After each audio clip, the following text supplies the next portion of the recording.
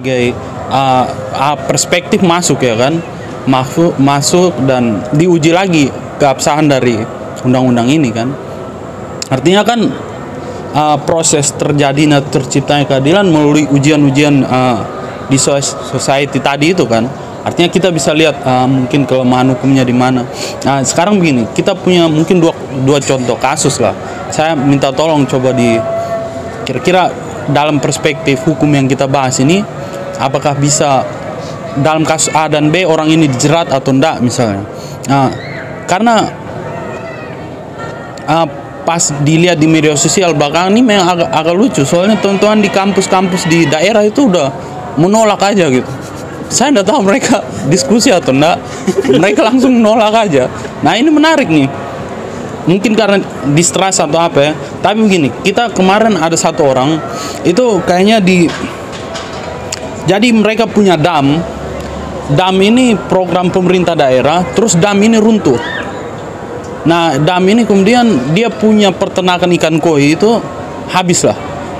Sekarang dia betul-betul benci, dan sekarang ikan koinya ini dia bawa dan dia lempar ke rumah anggota DPR dan bupati. Kemudian berita-beritanya dia dijerat kasus tertentu gitu. Ini kan saya pikir tidak masuk dalam, saya tidak tahu ya, mungkin masuk dalam pasal penghinaan. Atau mungkin contoh kasus kedua, katakanlah undang-undang ini disahkan. Apakah undang-undang ini bisa dipakai untuk menjerat ke belakang? Misalnya katakan kita punya presiden buta dan ya dia buta gitu. Apakah bilang dia buta ini kemudian jadi perihal, dan apakah bisa ditarik ke belakang? Maksud saya dipakai di tahun-tahun sebelumnya. Perasaan pernah terjadi di Indonesia ketika meledaknya bom Bali. Itu kan kita tidak ada kasus, kita tidak ada undang-undang, tidak ada. Baru disahkan kemudian dijerat ke belakang. Kan menarik itu. Lalu ada beberapa perspektif lagi. Misalnya kalau kita bicara soal, ya itu tadi saya pikir ujian tadi, uji perkara langsung ya kan. Dari uji perkara, bukti-bukti ini yang kemudian kita kumpulkan dan kemudian kita uji apa. Misalnya begini, ada satu contoh yang menarik tuh, United States. Orangnya ini di penjara seumur hidup. Lalu dia mati serangan jantung, entah bagaimana mereka hidupkan kembali pakai itu, terus dia klaim kalau saya harusnya udah keluar karena saya udah mati dan dihidupkan kembali. Ini kan menarik juga nih. Artinya dia secara teknis mati tuh. Nah, mungkin dalam pasal penghinaan ya, kayak kasus buta tadi, presiden buta, apa disebut penghinaan individu atau bagaimana? Saya pikir itu tolong jabarkan kira-kira apakah kasus A dan B ini bisa dijerat pakai undang-undang ini atau bagaimana gitu. Makasih. Terima kasih Bang Mike, aktivis dari BPL PB HMI.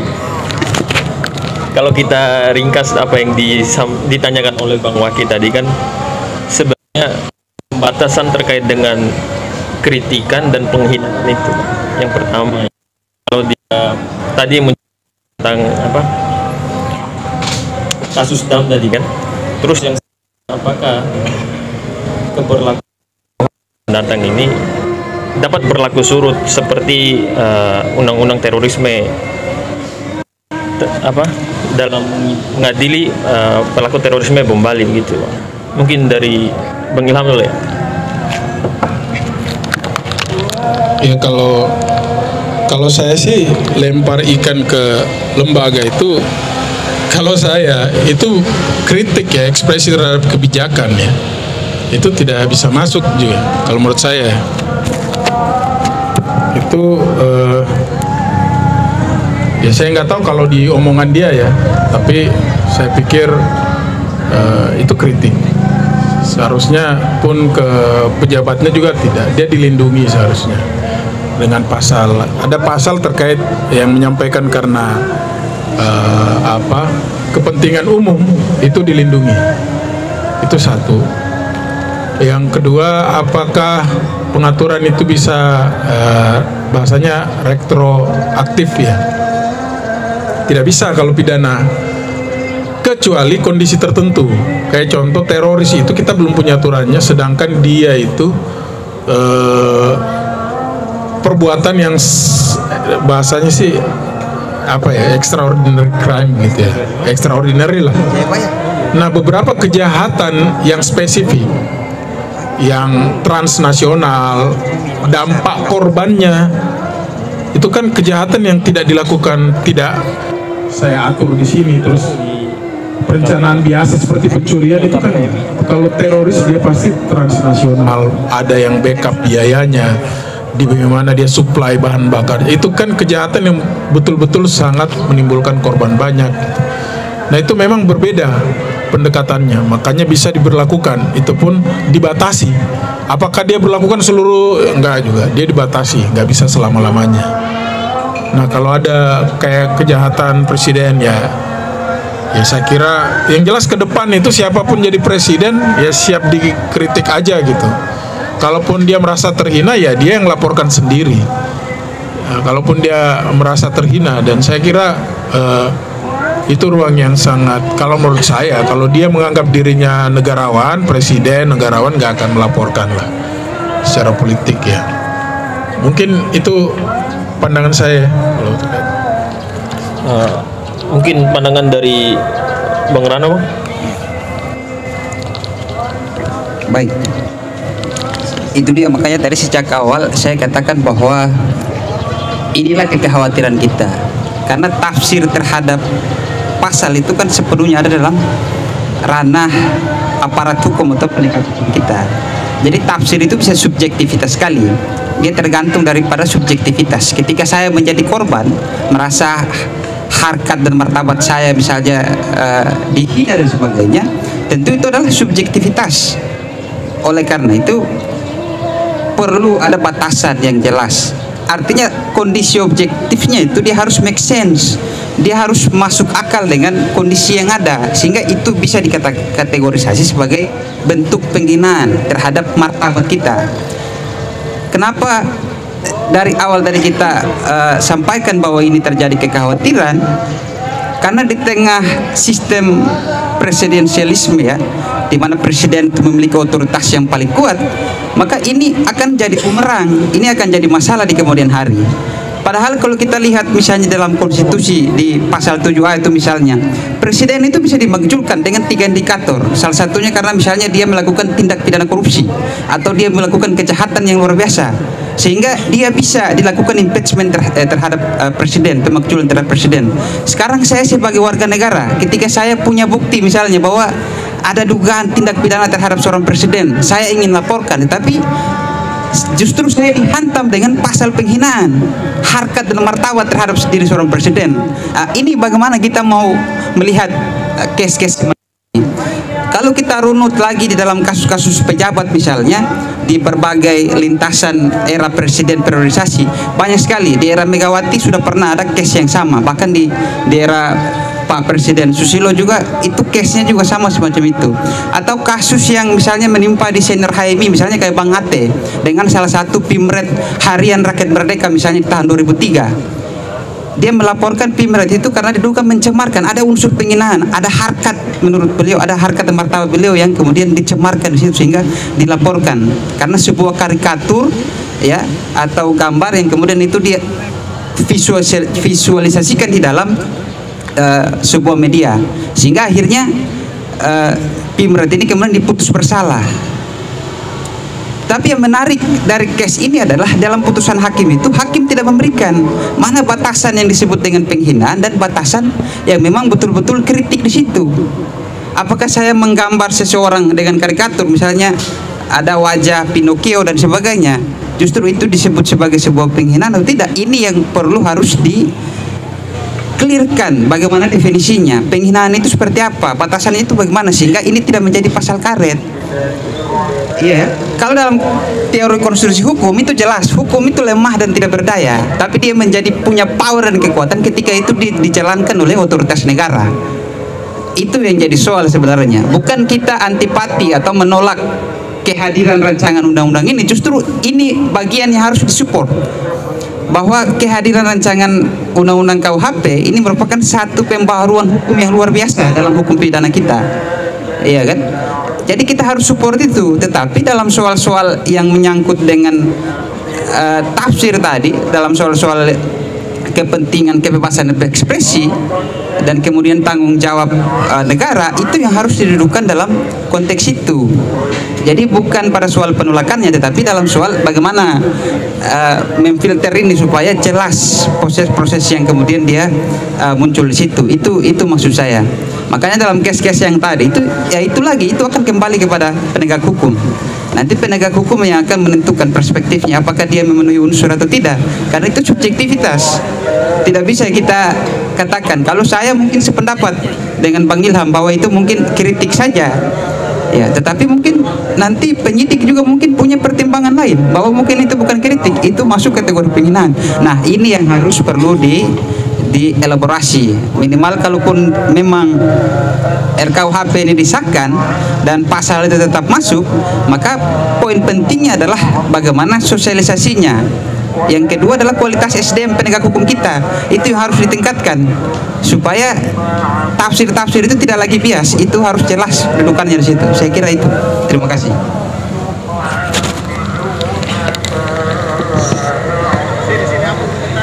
Oh iya, ada komentar dari owner CT, Bang. Dipersilakan, Bang.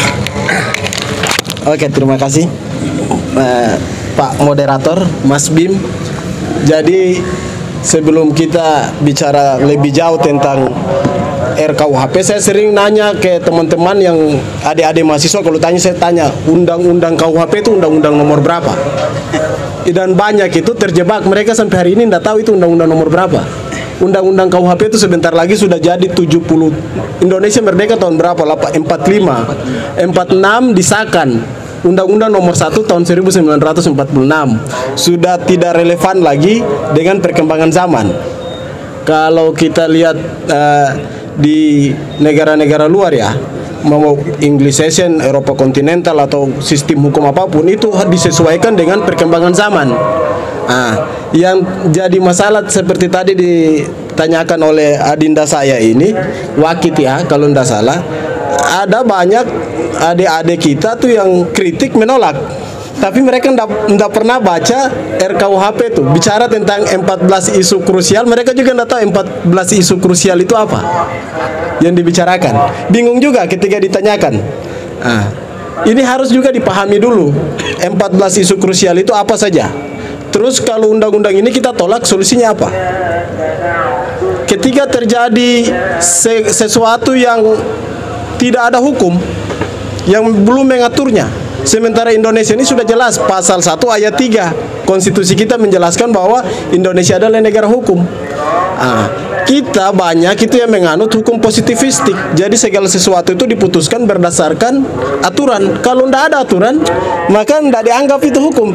Walaupun nanti hakim tafsirkan sendiri dan dia melakukan reading untuk menemukan hukum, itu juga dianggap salah, kebablasan oleh publik yang tidak paham hukum. Karena apa? Kekurangan edukasi hukum. Ini juga tanggung jawab kita sih sebagai aparat penegak hukum. Aparat penegak hukum itu kan bukan hanya kepolisian ya. Teman-teman yang paham hukum juga saya bisa kategorikan itu bagian daripada aparat penegak hukum. Nah, itu yang pertama. Yang kedua, berbicara RKUHP, kalau tidak salah saya sudah lihat ini ketika disahkan nanti itu masih ada 3 tahun kemudian baru diberlakukan. Artinya masih ada waktu untuk kita bisa melakukan yang namanya legislative review. Kalau teman-teman HTN paham itu, ada legislative review, ada judicial review, masih ada ruang-ruang untuk bisa melakukan perbaikan. Hal ini yang sangat penting. Kalau tidak diperhatikan maka akan kebablasan. Berbicara tentang penghinaan presiden, berbicara tentang asusila, terus berbicara tentang pemerkosaan, pencabulan, sampai di tindak pidana terorisme, tindak pidana hukum mati, itu juga kan jadi hal-hal yang penting. Terus korupsi, itu hal-hal yang penting yang harus diperhatikan. Bukan hanya berbicara tentang penghinaan presiden. Kalau teman-teman mau runut itu sampai di pasal 600 sekian itu ada berbicara tentang tindak pidana khusus, itu yang harus diperhatikan juga. Jadi kalau kita merubah RKUHP ini disahkan, berarti banyak aturan yang memang harus disesuaikan, terutama aturan-aturan pidana ya. Hal ini tentu menjadi suatu kebanggaan anak negeri karena kita sudah tidak lagi menggunakan sistem hukum kolonial. Kalau kita yang punya jiwa nasionalis, tapi kalau sekarang ini kan kadang-kadang juga berpikiran liberal, kita tidak tahu juga gitu. Makanya saya selalu ngomong ke teman-teman itu, kita coba kaji dulu, terus interpretasinya tuh harus diperjelas. Jangan subjektivitas tanpa ada landasan teori. Kita lihat banyak tokoh-tokoh kita, karena hukum pembangunan kita juga jelas, cukup jelas. Ada Pak Mokhtar Kusumaatmaja, kalau negara itu mau maju harus sistem hukumnya diperbaiki. Restorasi justice yang sekarang digembor-gemborkan itu sudah banyak tokoh-tokoh kita hukum responsif. Kalau kemarin Bang Ilham sempat ngomong masalah Philips Nonets dan Zenik itu kan di Indonesia ada namanya Sacit Purharjo, hukum progresif. Artinya sudah ada terobosan-terobosan. Hal ini harus kita sebagai anak-anak muda melakukan juga terobosan-terobosan. Kita hadir memberikan hal-hal yang sesuai dengan etika, adab. Karena kalau di dalam hukum, ketika ada interaksi maka di situ ada hukum. Itu harus kita pahami dulu, itu dasar. Ketika ada interaksi di situ ada hukum. Nah, banyak orang yang tidak paham. Dia pikir nanti ketika ada berantem baru ada hukum. Padahal ada interaksi saja sudah ada hukum. Walaupun aturan itu tidak tertulis, tetapi itu sudah menjadi turun-temurun. Dan itu juga seharusnya kita di sini melihat bahwa banyak hal-hal yang perlu kita perbaiki. Misalnya, kalau teman-teman tadi berbicara menanyakan kenapa sih penghinaan presiden. Kalau tadi sudah dijelaskan deliknya delik aduan, kalau saya biasa aja kalau delik aduan. Karena kalau presiden sebagai warga negara yang baik dan sebagai negarawan, tidak mungkin dia mau pidanakan warga negaranya. Karena itu merusak citranya sebagai seorang negarawan. Kita melindungi presiden negara luar, tapi negara kita sendiri kita tidak melindungi. Ini kebablasan. Kalau mau kita hilangkan semua. Tidak boleh ada satupun yang ini berbicara tentang negara sahabat atau negara tetangga penghinaan, kita hilangkan lagi. Biar tidak ada pidana, sama kayak ini penolakan penghinaan terhadap presiden, biar sama. Jadi tidak ada yang di luar kita bela, yang di dalam kita bela. Jadi betul-betul keadilan itu ada. Jangan kita berbicara kepastian hanya untuk menjaga hubungan kita dengan negara luar, tetapi kepastian untuk menjaga martabat pemimpin kita tidak ada. Itu yang harus kita perhatikan. Karena hukum itu bukan berbicara keadilan saja. Yang pertama tuh kita harus, hukum itu pasti enggak. Yang kedua, hukum itu bermanfaat enggak? RKUHP ini kalau disahkan bermanfaat enggak untuk masyarakat? Bermanfaat enggak untuk kita semua yang ada di sini? Kalau enggak bermanfaat, ya enggak usah. Kita pakai saja undang-undang yang lama yang dari zaman kolonial itu, yang sudah tidak relevan lagi dengan kondisi saat ini. Mungkin itu saja yang saya bisa tambahkan. Nanti ada abang-abang kita yang di depan ini yang lebih paham lah tentang hukum. Kita ini cuma menambahkan saja, mengikuti aja alurnya, Bang. Tapi nanti abang ketemu. Ada Bang Reno ini lebih paham. Ada Bang Ilham. Mudah-mudahan ini bermanfaat lah, Bang ya. Terima kasih. Wallahu muwaffiq ila aqwamit thoriq. Assalamualaikum warahmatullahi wabarakatuh. Jelas. Mungkin dari rekan-rekan masih ada yang ingin. Silakan abang. Masuk rekaman. Sebelah sana.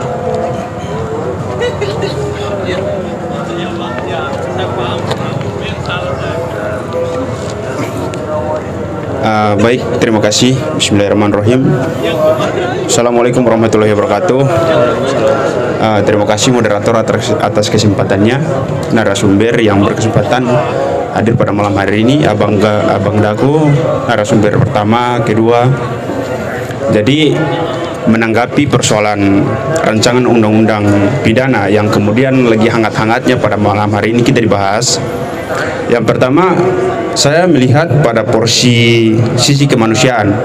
Pada dasarnya, sekalipun kita berbicara pada ranah hukum, ada salah satu adegium hukum yang kemudian mengatakan begini. Dalam bukunya Sucipto Raharjo saya temukan beliau mengatakan bahwa lex non humanum hygienis exorcitata fiat justitiar wat coelum. Tafsirannya adalah sekalipun langit akan runtuh, dunia akan hancur, hukum harus tetap ditegakkan karena hukum tidak memanusiakan manusia yang tidak manusiawi. Pada proses ini bagi saya penghinaan adalah salah satu proses yang tidak manusiawi bagi saya pribadi. Menyikapi persoalan pasal penghinaan terhadap lembaga DPR, presiden dan sebagainya, bagi saya ini adalah salah satu distribusi undang-undang yang kemudian sangat kita perlukan, akan tetapi multi tafsir dalam menjerat kita bahwa apakah ini bagian dari proses kritikan dan bagian dari proses penghinaan, itu sangat tipis. Bahkan kalau bilang perbandingannya mungkin hanya setipis selaput salak. Kita mengkritik, kita dijerat penghinaan. Kita menghina, kita dijerat. Jadi sangat tipis lah. Misalnya kemarin waktu DPR, salah satu DPR di Maluku Utara, dapil Tidore. Waktu ya saya cerita. Kemudian saya bilang, lah dia ambil uang sangat banyak, gila tuh DPR tuh. Udah gila. Saya dalam spontannya saya mengatakan bahwa oh ini gila. Kemudian bagi DPR, oh kau hina saya. Saya bilang, bukan saya hina, saya memang benar lah, itu hak orang, kenapa kau ambil? Bukankah itu salah satu bentuk kegilaan yang... Nah ini makanya yang ketakutan saya, jangan sampai bentuk apresiasi kita yang kita berikan kepada mereka adalah bentuk kritikan. Mereka jerat kita sebagai penghinaan.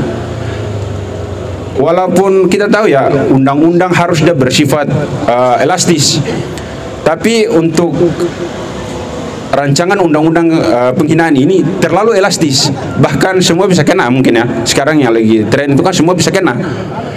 Jadi saya butuh salah satu masukan, apakah dari segi penglihatan para abang-abang yang dihukum, apakah ini sangat membahayakan atau sangat menguntungkan bagi kita sebenarnya pada posisi ini. Jangankan itu, kalau kita melihat sebenarnya kedudukan hukum ini, harusnya kedudukan hukum yang berdiri di Indonesia itu harus menguntungkan rakyatnya. Karena tadi, demokrasi is government of the people, by the people and for the people. Sekalipun kita berdiri di atas tanah undang-undang yang dilandasi oleh hukum, tapi kita juga adalah negara demokrasi. Bagaimana itu harus menguntungkan pada rakyatnya. Kira-kira undang-undang ini menguntungkan atau tidak? Jangan sampai sama seperti kemarin ada salah satu nenek rempong yang kemudian secara spontannya mengatakan bahwa oh, itu Papua hitam. Cuman sekarang udah agak Indonesia lah, karena udah ada mungkin abang-abang apa dia. Seharusnya harus ada yang mengimbangi. Kalaupun kita mengkritisi dianggap penghinaan, bagaimana dengan pemerintah yang menghina masyarakat? Apa kalau boleh dijerat? Jangan sampai pemberlakuan undang-undang ini hanya dipakai pemerintah untuk menjerat saja itu para masyarakat. Mungkin sekian yang dapat saya tanggapi. Assalamualaikum warahmatullahi wabarakatuh. Waalaikumsalam warahmatullahi wabarakatuh. Mungkin Bang Reno ya menanggapi lebih dahulu. Baik. Ya tadi banyak penyampaian ya. Sebenarnya 14 isu krusial itu memang semua harus dibahas, tapi karena ini ada permintaan dan satu pasal aja yang bermasalah, soal penghinaan aja bisa banyak problematikanya, sehingga tidak bisa kemudian keseluruhan itu akan dibahas. Tentu akan ada banyak faktor, karena satu isu saja itu pasti dia menguras banyak energi untuk kemudian dibahas bagaimana problemnya itu. Tadi kalau disentil misalnya antara bagaimana proses RKUHP apakah diuntungkan atau tidak, tentu dalam konteks ini diuntungkan ya. Kehadiran RKUHP ini sekali lagi pembaharuan terhadap hukum pidana kita yang dari masa kolonial tadi ke masa yang baru, ada pembaruan hukum yang terjadi. Itu satu sisi nilai positifnya. Tetapi yang paling penting adalah prosesnya itu, sehingga ketika nanti RKUHP ini kemudian disahkan, maka law enforcement itu akan dia jadi sebagai suatu penegak hukum yang adil gitu loh. Jadi pemidanaan itu kan nanti kalau saya keliru boleh diluruskan Bang. Pemidanaan itu kan dia tujuannya itu dia lihat pada dua aspek.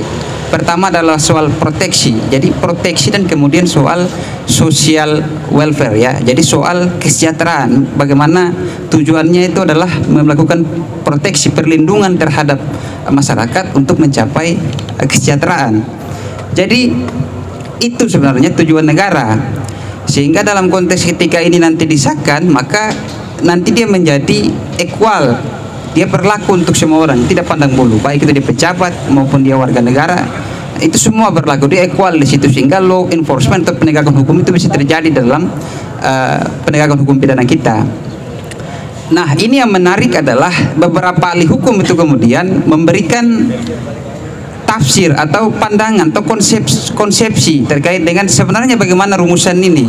Apakah tetap pasal ini khusus menyangkut dengan penghinaan tetap diberlakukan di dalam KUHP, mengingat misalnya tadi bahwa untuk penghinaan pejabat di luar saja diatur, maka ada beberapa ahli misalnya mereka memberikan gambaran begini bahwa tidak perlu misalnya pasal penghinaan itu dimasukkan di dalam KUHP, tetapi cukup dibawa ke ranah perdata.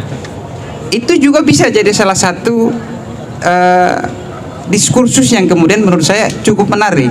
Jadi tidak hanya soal pidananya, tetapi juga bisa dalam ranah-ranah yang sifatnya keperdataan. Nah, nanti mungkin bisa Bang Ilham nanti menjelaskan, karena itu sudah bicara substansi dan sebagainya.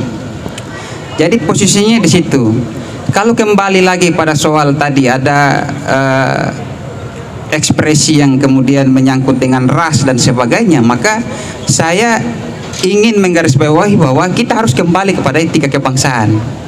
Jadi deontologi dan teologi terhadap Pancasila dipahami lagi. Artinya kita itu letaknya di situ. Artinya kebudayaan kita, adabnya orang Timur itu penuh dengan etika, sopan santun. Jadi ada adab, mengkritik orang itu punya adab. Makanya harus kembali pada etika kebangsaan itu. Kalau tidak, sulit untuk kemudian melihat problematika demokrasi kita. Jadi demokrasi itu bisa dikelola tidak hanya menjadi barbar, demokrasi yang liberal, tapi demokrasinya memang demokrasi Pancasila. Karena berangkat dari konsepsi deontologi dan teologis tadi itu. Jadi harus sumbernya dari situ, supaya etika dan adab kita ketika melihat problem yang terjadi misalnya, itu kita bisa tahu posisinya seperti apa. Jadi tidak serta-merta kita barbar ketika mengkritik sesuatu yang lain. Itu yang paling penting menurut saya. Sehingga ini ke depan kita harapkan pemerintah bersama DPR, tentu saya kira tadi banyak sudah melibatkan ya para ahli dan sebagainya untuk melihat bagaimana pembaruan hukum pemidana kita ini. Tetapi tentu yang pasti adalah harus memberikan nomenklatur yang jelas ya, minimal batasan-batasan itu yang kemudian itu sehingga tidak terjadi persoalan di kemudian hari. Karena itu yang paling penting, terutama soal peningkatan SDM aparat penegak hukum kita. Itu yang perlu ditingkatkan supaya tafsir-tafsir semacam itu tidak terjadi. Karena kekhawatiran publik itu hanya letaknya di situ aja, tidak pada porsi yang lain. Mungkin undang-undangnya bicara seperti ini, tafsirnya begini, tapi bisa aja nanti tafsirnya bisa berbeda. Nah, ini yang harus dihindari. Itu saja. Terima kasih. Mungkin ada tanggapan dari Bang Ilham? Ya, terima kasih. Tadi sebenarnya menarik itu kondisi yang sangat kontekstual ya, contoh di Maluku tadi, Maluku Utara ya. Nah, saya mau sampaikan ini di pasal 439 ya, pencemaran, tindak pidana penghinaan, bagian 1 pencemaran. Pasal 439, siapa yang menghina akan dituntut. Tapi ada ayat 3 nih, tidak merupakan tindak pidana jika perbuatan sebagaimana dimaksud pada ayat 1 dan ayat 2 dilakukan untuk kepentingan umum dan karena terpaksa membela diri. Jadi parameternya adalah apabila itu menjadi isu yang terkait dengan kepentingan umum dan itu bukan fitnah, itu dilindungi begitu.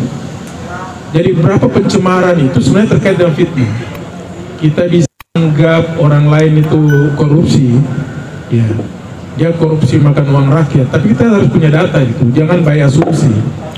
Nah, ini beda tipis, karena membedakan ketika kita tidak punya data terus menyampaikan sebaiknya guna bahasa yang lebih, entah ada dugaan, bahasa dugaan-dugaan kan. Nah, ini maksud saya kita juga harus beradaptasi dengan konteks perkembangan ini. Dilindungi ya, terkait kepentingan umum itu dilindungi.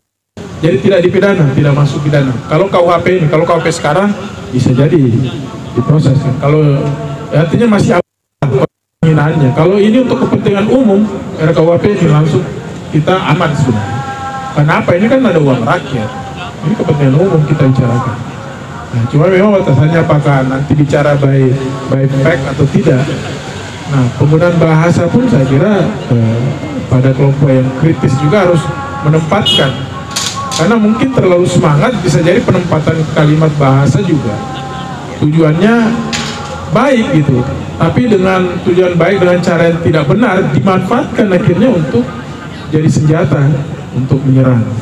Saya kira perubahan ini sangat fundamental juga untuk melindungi kelompok yang mengkritik ya.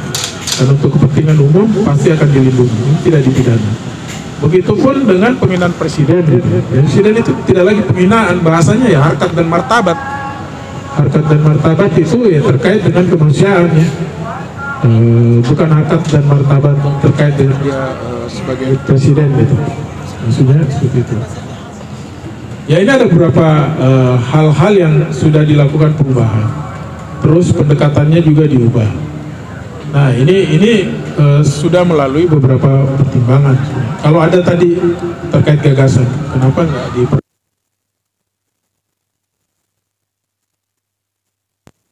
bukan buku 2. Yang kita bahas ini buku 2. Ini penting ya. Tapi salah satu yang paling penting sebenarnya buku 1-nya. Kenapa? Sekarang kalau kita menghina atau kita ada masalah utang piutang lah, saya contohkan, dia masuk pidana, orang itu hanya kena denda.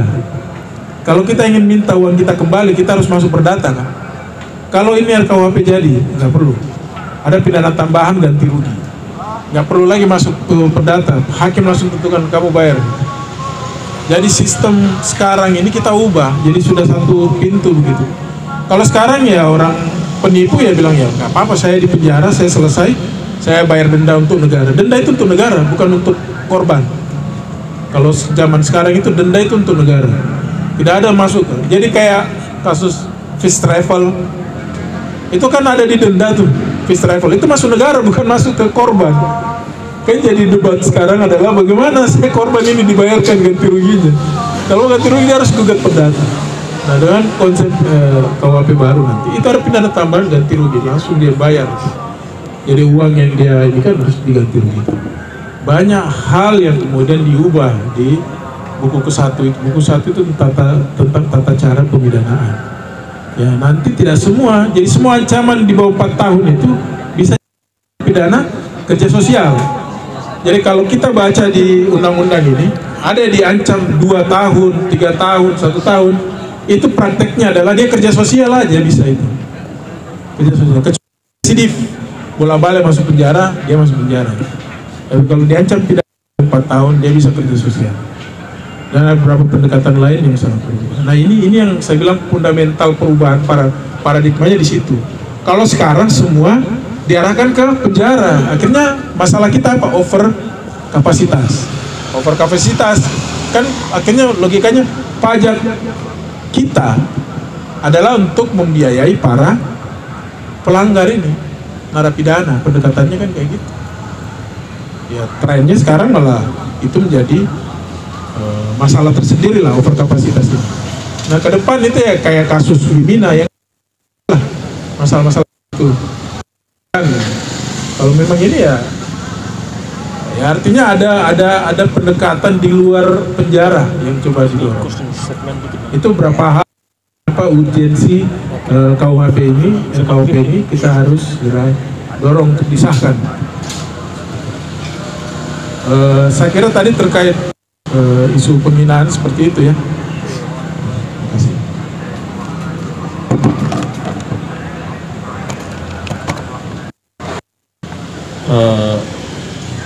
Mungkin ya karena keterbatasan waktu. Ini masih ada bang? Oh iya, terakhir bang ya, karena waktu maghrib juga kan. Oke, terima kasih. Assalamualaikum warahmatullahi wabarakatuh. Tadi warna putih sudah mendominasi, ada hitam, coba merah biar ada warna lah. Terima kasih Bang Ilham, Abang Kabit dan Bim.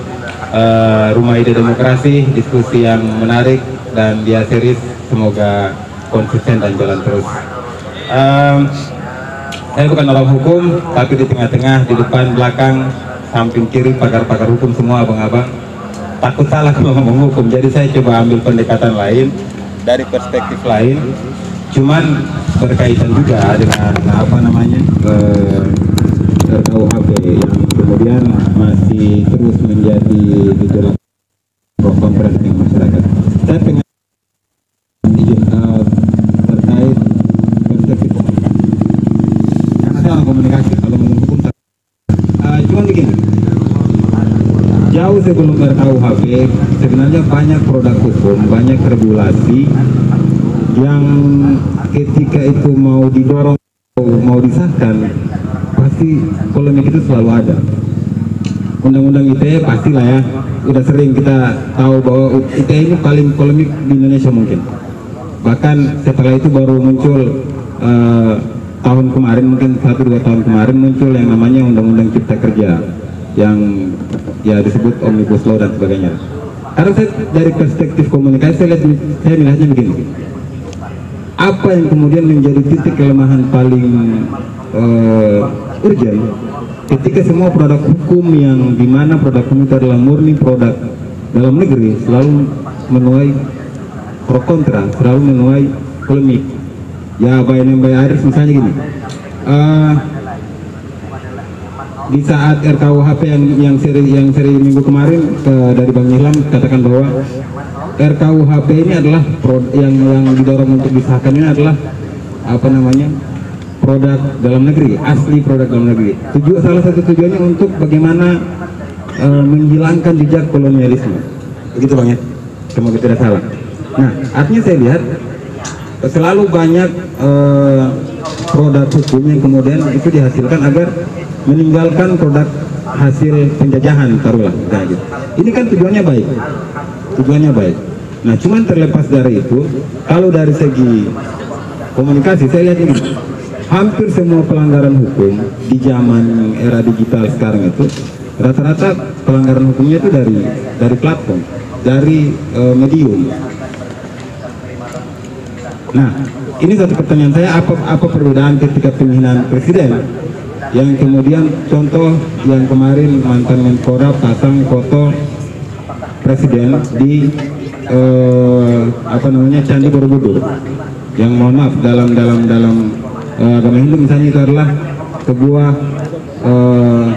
apa namanya ya simbol agama yang tidak boleh dibuat bercanda. Nah, kalau dalam undang-undang ITE jelas itu pasal penghinaan itu termasuk penghinaan terhadap presiden dan penghinaan terhadap simbol agama. Nah, lantas kalau di RKUHP ini apa yang kemudian menjadi substansinya? Kalau misalnya pelanggaran itu dilakukan di media sosial, di platform, dan sudah ada undang-undang ITE-nya. Nah, kalau misalnya ada penghinaan terhadap presiden yang kemudian dilakukan di media sosial, di platform, yang kemudian deliknya itu masuk di RKUHP, bedanya dengan undang-undang ITE-nya apa? Nah, itu mungkin urgensi yang menurut saya perlu untuk kita ketahui, apalagi saya yang bukan orang hukum.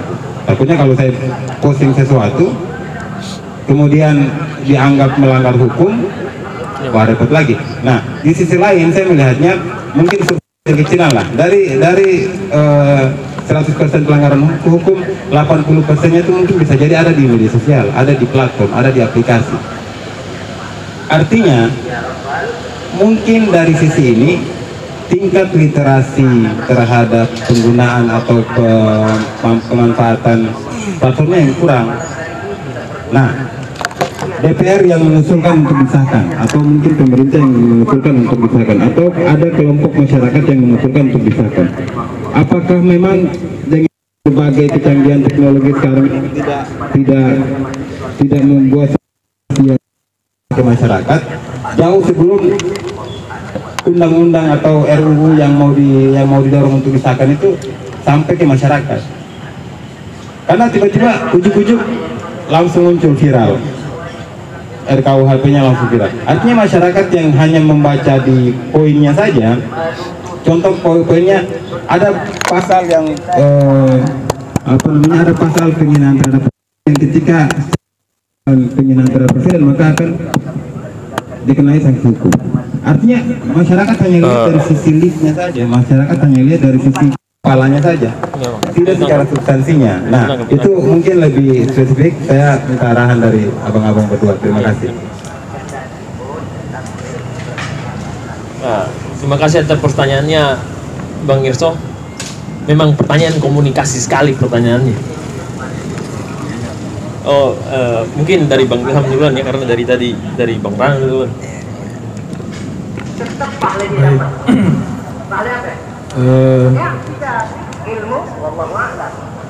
Dulu mungkin sebelum adanya medsos, bentuk penghinaan itu secara langsung, jadi pendekatan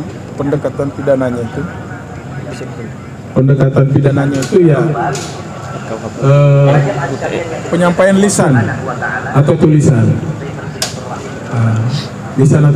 atau dulu pemberitahuan melalui radio begitu diberitahukan. Kalau dalam pidana itu menghina itu satu aspek penghinanya, satu aspek korbannya gitu harus dilihat. Kalau saya menghina hanya ada Bim, ada Bang Reno, bertiga aja, itu hanya saya terhina hanya di 3 orang ini. Tapi begitu itu masuk di pamflet, saya terhina sama orang yang baca pamflet. Begitu itu masuk di radio, saya merasa terhina lebih banyak lagi. Saya sebagai korban oleh orang yang dengar radio itu, ataupun di media sosial itu semakin luas, global. Seluruh dunia ini bisa mendengar penghinaan itu. Jadi dalam pidana itu kemudian dibuat gradasi. Jadi kalau yang menghina sedikit itu pasti lebih kecil. Begitu masuk di penghinaan di media sosial pasti lebih berat. Karena pendekatannya tadi orang yang mendengar itu. Jadi saya merasa terhina itu lebih banyak karena teraksesnya itu lebih besar. Makanya sebenarnya di Undang-Undang ITE itu dia tidak mempidanakan penghinaannya ada di KUHP. Tapi orang yang melakukan penghinaan itu tapi menggunakan media sosial itu yang diperberat. Di KUHP kan tidak diatur dengan media sosial itu dengan menggunakan ITE. ITE ini kan global, langsung di Prancis, di Brasil. Kita di CT Live IG ini di Prancis bisa lihat kalau mereka ini. Nah itu dampaknya seperti itu. Pemberatannya, jadi logikanya begitu. Pendekatannya pidananya pasti lebih berat. Nah kenapa lebih berat? Nah itu salah satu isunya adalah dulu itu model pemberatan ya udah berat. Penegak hukum itu yang penting bisa ditahan. Kenapa? Memudahkan penegak hukum, nggak bisa lari nih orang. Begitu dulu pendekatannya bisa ditahan, di demo lah. Penghinaannya tidak ada masalah, tapi kenapa harus ditahan begitu? Dia kan hanya menghina begini gitu. Kan orang mungkin kadar penghinanya seperti ini, kenapa harus ditahan? Sama dengan penjahat kelas berat gitu. Nah akhirnya diubahlah Undang-Undang ITE, pendekatan ITE ya. Diubahlah Undang-Undang ITE, diturunkan jadi orang menghina dengan media sosial itu kemudian tidak perlu lagi ditahan. Tapi isunya adalah apakah orang menghina dengan media sosial kemudian tidak usah dipidana? Kan enggak juga. Ya kita tetap harus ya setiap orang yang punya harga diri pasti harga dirinya dijaga ya kan. Nah itu pasti tidak mau dihina lah, apalagi dengan media sosial. Secara substansi sebenarnya isunya pada saat itu adalah ancaman pidana proses penegak hukumnya, makanya diubah. Nah ini artinya apa? Perkembangan masyarakat itu menyebabkan hukum juga berubah, pendekatan pidana juga berubah. Nah ini penyesuaian ini terjadi, mungkin kita menganggap agak berlebihan ya, tapi kemudian dengan proses-proses yang ada ini juga, maksud saya kita pun masih meraba-raba ini. Oh ini cara yang tepat men-treatment permasalahan kayak begini nih kayak gini, karena harus dilihat salah satu pendekatan pidana itu adalah penyelesaian konflik sosial sebenarnya. Itu aja isunya. Kalau ini tidak diatur, begitu ada masalah siapa yang tangani? Kan begitu. Jangan sampai ada kekosongan hukum, kalau tidak apa berantem teroris yang harus diatur surut, karena kalau enggak kekosongan hukum nggak bisa dipenjara ini orang-orang yang melakukan tindakan itu. isunya adalah jangan sampai ketika tidak diatur dicabut ini pasal terjadi masalah sosial. Nah, ini yang dijaga sebenarnya. Dan pidana itu kan salah satu dari metode penyelesaian konflik sosial. Nah, itu terkait dengan tadi perkembangan. Artinya ya kita harus adaptasi nih. Semua pegiat-pegiat media sosial juga harus adaptasi dalam penggunaan wording, bahasa, dan pendekatan. Kalau ingin menyindir gitu harus beradaptasi. Ya itu satu hal. Yang kemudian ya contoh kalau terkait dengan siapa yang baru itu, kalau menurut saya pendekatannya bukan penghinaan presiden, itu dia penistaan agama. Makanya itu bukan delik aduan. Presiden diam aja kan, mungkin dari kelompok agama. Tapi kalau delik penghinaan agama itu sebenarnya bahasanya adalah penodaan agama. Jadi penggunaan istilah penghinaan di beberapa hal itu berapa isu kayak bendera, kayak agama juga itu berbeda juga itu karakternya. Dia harus dia menggunakan istilah penodaan terhadap agama. Dan karakternya adalah harus diakui bahwa penghinaan itu diakui oleh lembaga agama gitu. Kayak contoh Ahok kemarin itu MUI harus keluarkan statement, ya itu menghina agama Islam. Jadi kalau dari kayak ini penghinaan agama itu harus ada statement juga dari kelompok Buddha ya. Kelompok agama itu Buddha mengatakan itu penghinaan terhadap agama Buddha. Nah, baru itu kemudian diproses. Nah, itu tahapannya. Ya saya nggak tahu. Tapi kalau menurut saya untuk kasus itu penghinaan terhadap penodaan terhadap agama, bukan ke presidennya. Pun dia menggunakan presiden, saya nggak tahu, presiden juga tidak melaporkan. Nah, jadi kalau tidak mungkin itu menggunakan penghinaan presiden, dia harus menggunakan penodaan agama. Tapi saya nggak tahu nih kalau di media kemudian diputar, tapi secara konsep hukumnya kayak gitu. Konsep hukumnya dia nggak bisa menggunakan penghinaan presiden. Nah, pertama itu sudah dicabut oleh MK, kedua ya harus pidana biasa kan, presiden laporkan kan. Presiden nggak pernah lapor sih pakar IT itu. Iya, Roy Suryo. Nah harusnya ditempatkan, itu bukan penghinaan presiden, itu tidak terkait dengan presiden sama sekali, itu terkait dengan penghinaan terhadap agama. Nah ini edukasi ini pun harus sampaikan lah bersama media ya. Jadi jangan seolah-olah dipolitisin, oh ini kemudian presidennya yang dihina. Karena kalau pendekatan pidana nggak seperti itu bukan seperti itu kalau menurut saya. Ya. Kalau berani pengadilannya penegak hukumnya kaitkan dengan itu ya berarti disikat sama advokat itu. Karena ada advokat nanti, ada pembelanya deh. Saya kira seperti itu terkait dengan isu yang baru saya sampaikan. Saya kira telah jelas ya apa yang telah jawaban yang telah disampaikan. Mungkin untuk mempersingkat waktu, mungkin closing statement ya dari Bang Rena, Bang.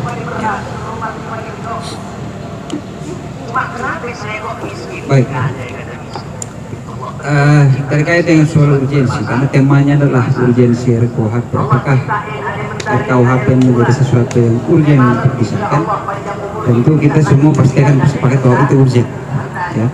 Itu urgen untuk segera disahkan. Tapi dalam konteks pengesahannya itu tentu harus melihat ya, ada masalah-masalah krusial yang memang tentu itu harus menjadi perhatian serius daripada penentu kebijakan antara pemerintah bersama dengan DPR, sehingga itu menjadi salah satu poin utama. Jadi proses politik nanti yang menentukan sehingga nanti undang-undang yang disahkan itu kemudian minimal dia mengurangi potensi nantinya agar undang-undang ini tidak dilakukan judicial review. Nah, itu yang harus dihindari, karena salah satu model pembentukan peraturan perundangan yang baik adalah ketika dia tidak ada gugatan. Nah, itu yang paling penting untuk menghindari itu, supaya meminimalisir ya potensi terjadinya nanti ada judicial review sebagainya. Saya kira tadi Bang Ilham juga sudah sampaikan bahwa tentunya 14 isu krusial ini akan di luar dari soal masalah penghinaan ya. Ada beberapa isu lainnya yang sekarang juga tentu akomodatif dan sementara akan dibahas oleh disempurnakan dan dibahas antara pemerintah bersama dengan DPR. Dan kita tunggu saja dan lihat situasinya seperti apa.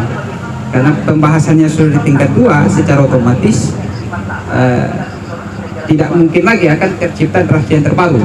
Nah, itu salah satu informasi yang harus kita syukuri, bahwa ternyata tidak ada draft terbaru. Nah, draft yang ada adalah draft 2019 sebagaimana yang sudah tersebar di berbagai platform media massa, sehingga itu menjadi satu kesyukuran kita bahwa ternyata draft yang kemudian muncul di dalam rancangan undang ini tidak ada yang baru, hanya saja memang dikerucutkan untuk menilai proses terhadap 14 isu krusial itu, terutama soal masalah penghinaan jabatan presiden dan sebagainya. Nah, itu tentu akan jadi permasalahan serius ketika ini tidak diselesaikan secara baik. Ya, kita berharap ini bisa diselesaikan sehingga nanti disahkan, itu tidak menjadi adanya persoalan baru ya, atau penggugatan ke Mahkamah Konstitusi.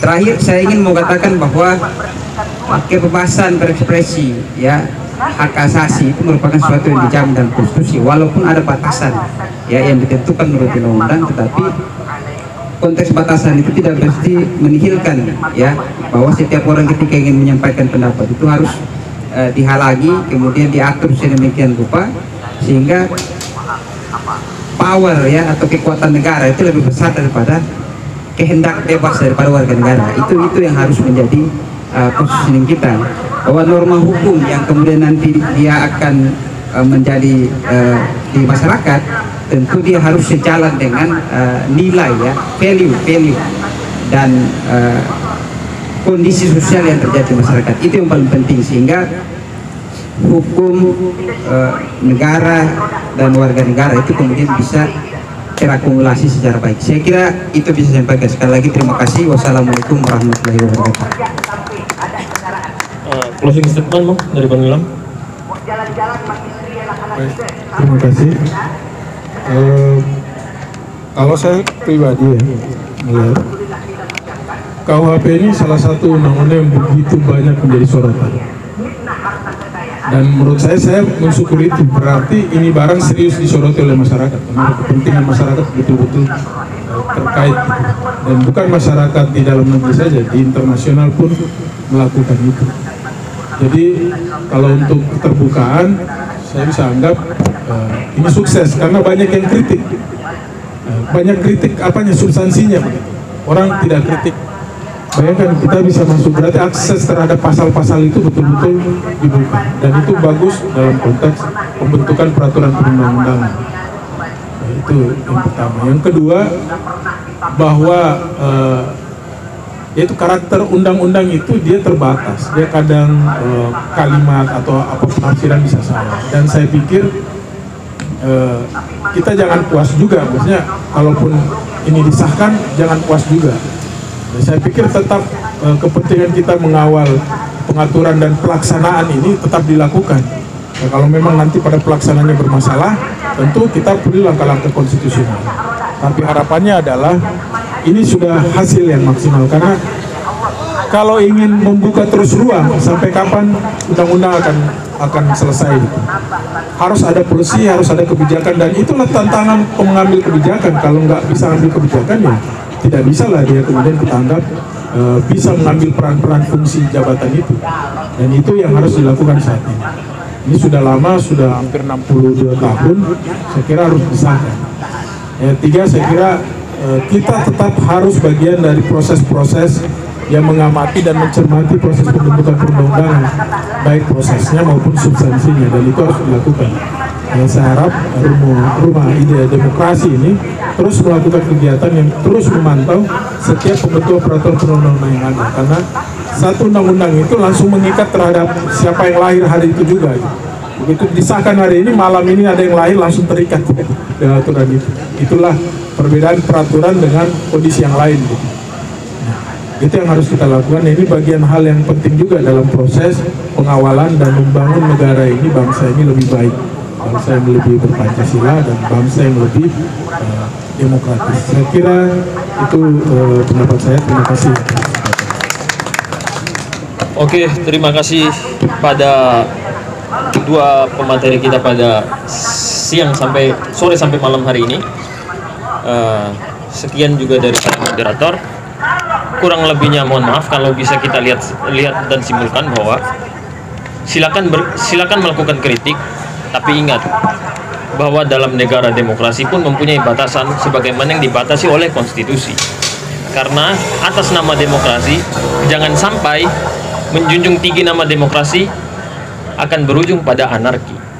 Kalau kita melihat dalam baca bukunya Suhino Ilmu Negara itu, bahwa kebebasan yang sebebas-bebasnya atas nama demokrasi itu sebenarnya adalah anarki. Mungkin sekian dari saya, Muhammad Kabul Nusantara. Kurang lebihnya mohon maaf. Billahi taufiq wal hidayah. Wassalamualaikum warahmatullahi wabarakatuh.